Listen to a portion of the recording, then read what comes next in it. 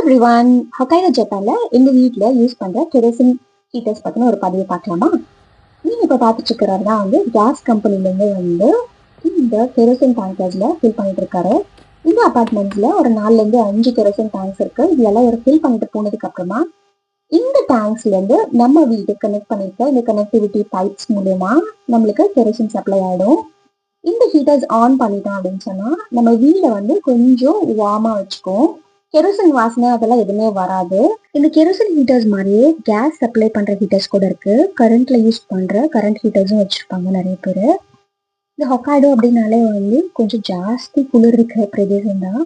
இந்த மெஷின்ல நம்ம டெம்பரேச்சர் எவ்வளவு வேணா இன்க்ரீஸ் பண்ணிக்கலாம், டிக்ரீஸ் பண்ணிக்கலாம். ஈகோ மோட்ல போட்டோம் அப்படின்னு சொன்னா நைட்டு ஃபுல்லு நாங்கள் யூஸ் பண்ணிக்கலாம். ஓரளவுக்கு மீடியம் கெரோசின் தான் யூஸ் ஆயிருக்கும்.